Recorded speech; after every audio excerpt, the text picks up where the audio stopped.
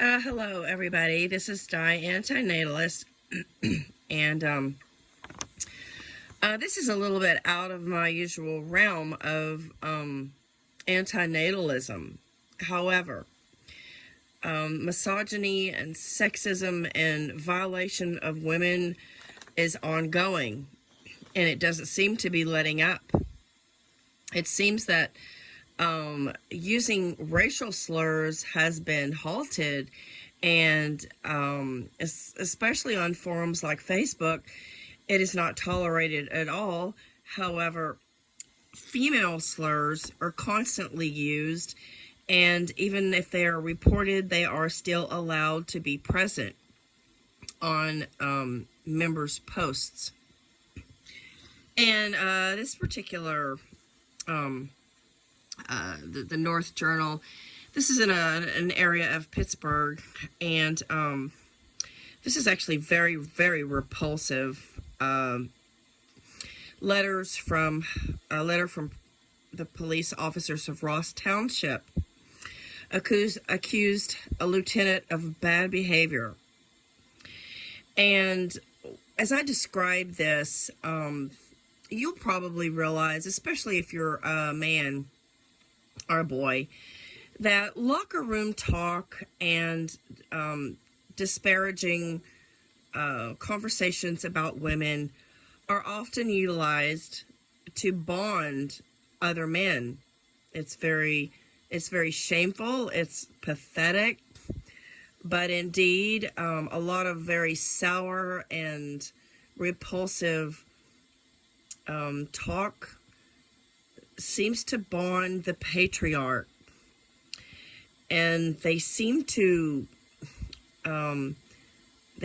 adhere to a collective sense of disparity towards women and hate for women. And I'm at a loss. At 58 years old, I'm at a loss why men have such disparaging feelings towards females. Females overall are poorer, less educated. We are weaker. We are physically weaker, and we're not very threatening. It just amazes me how the patriarch seems to hate the matriarch. For what reason? Men are usually ahead of the game. They are on top politically. They are officials. They seem to run the world.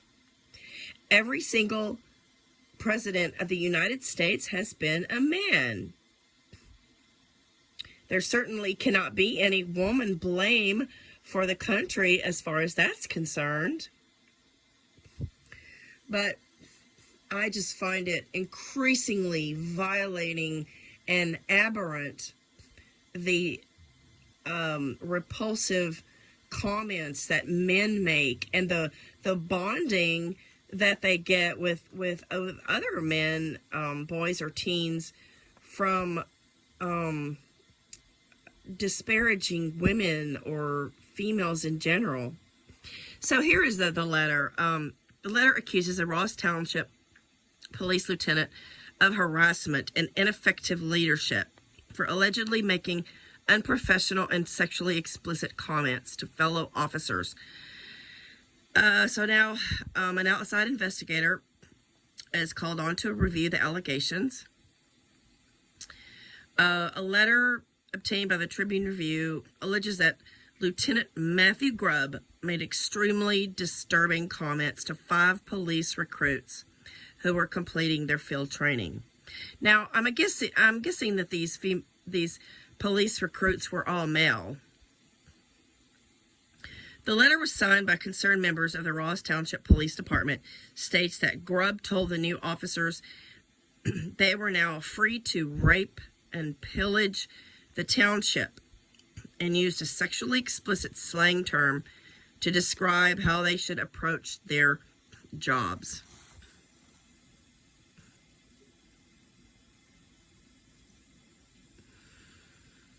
Okay. Let me look on the reverse side of this paper.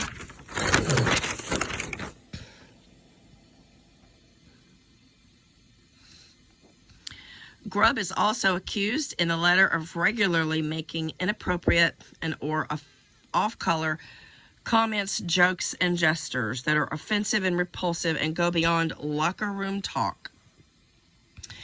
Yes, I've been privy to some of this talk, and so has most women, most teenagers, in fact.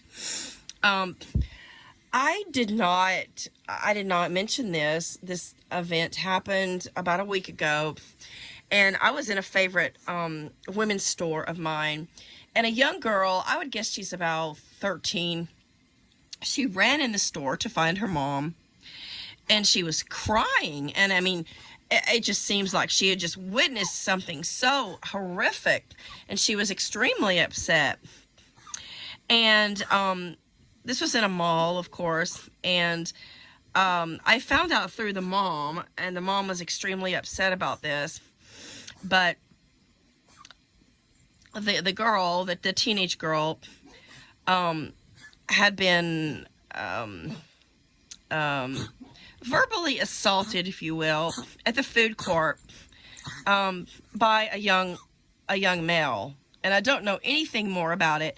I don't know what was said or transpired, but she was very, very shaken, and she felt threatened, and she was crying. She was crying in the back of this women's store, women's clothing store, and the mom was trying to console her, and then the mom took off eventually to find security and report this event.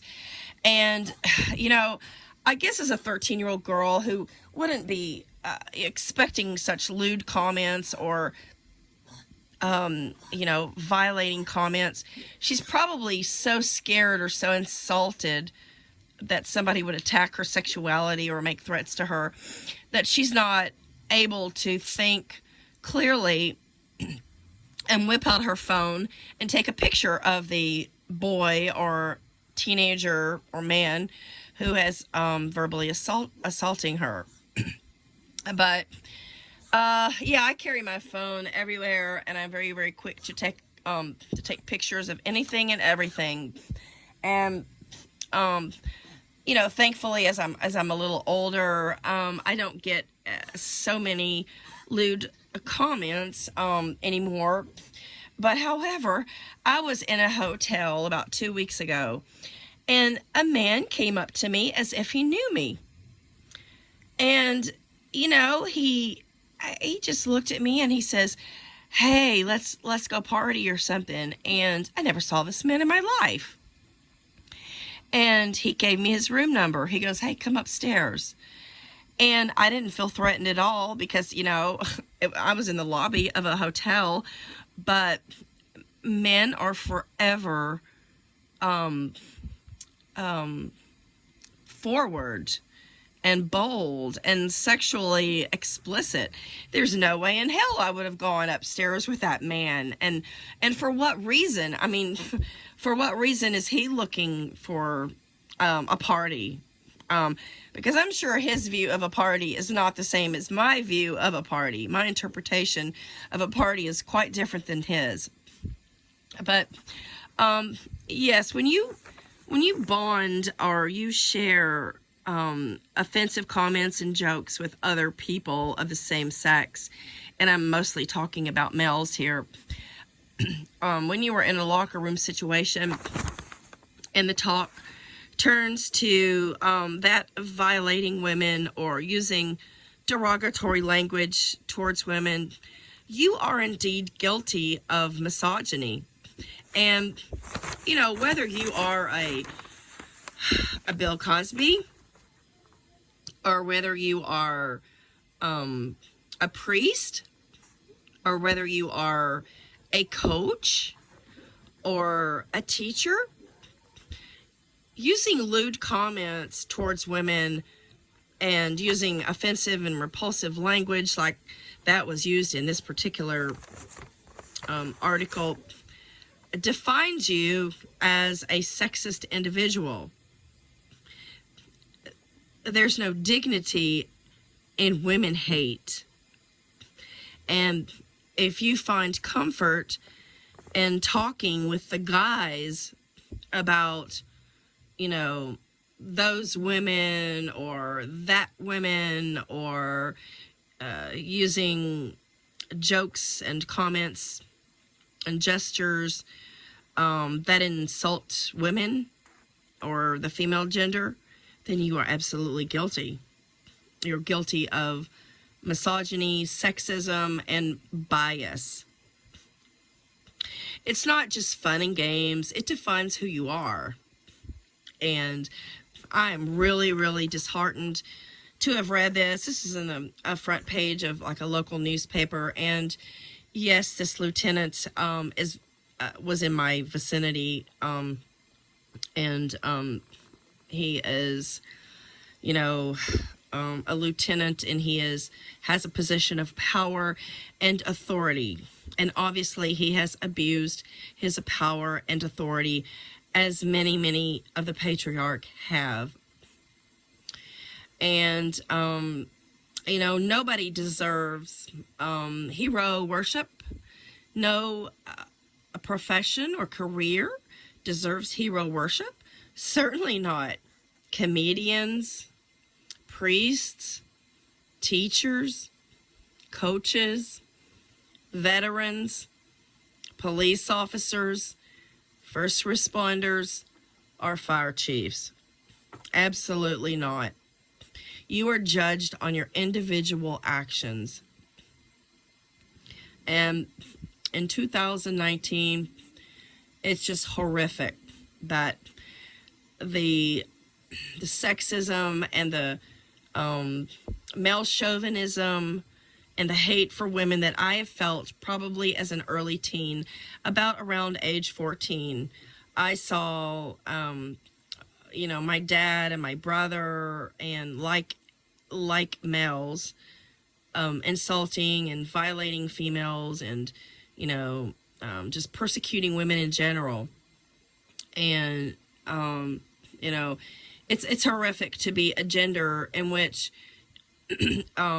you often feel like a second-class citizen for being absolutely, for no other than just being born. And there's nothing about the female race that, the female gender that predisposes them to, you know, toxicity or violence, unlike the male gender. There's nothing about being a woman that is inherently bad or negative. We are often victims, and victims of the patriarch. We put up with a lot of toxic masculinity, a lot of testosterone poisoning. We put up with a lot of sexual harassment, and all through our lives. I mean, women are violated, and to have something like this come forward, and to have multiple people accusing this lieutenant of his behavior is just so horrifying for me as a female. And it never seems to end. Even with protections and legislation and laws, women are just eternal victims. But you can stop this victimhood by reporting what you see and not participating in, quote, locker room talk. And even better yet, if you hear of other males degrading women, or, you know, talking about sexual exploitation and harassment, you can make a comment that you don't think that that's appropriate, and that's very disparaging to girls, teens, and women. And you can also make a comment that you're not going to be any part of that. But I do think that men need to speak up. They need to do more than just walk away from, you know, disparaging talk and disparaging actions. They need to be vocal, and they need to support women, because women are, it seems like, eternal victims. No matter how far women have come politically, socially, intellectually, the patriarch still is in control, and they do have most positions of power. And like I said, every American president has been a male. So there is a quote, and I will post it at the bottom under my description. And the quote basically says that when you don't stand up for something, you're actually a part of something. And when you don't denounce something that you know is wrong, you're actually a part of it. So I'll try to look up that quote and post it under my description. Thank you for watching my video.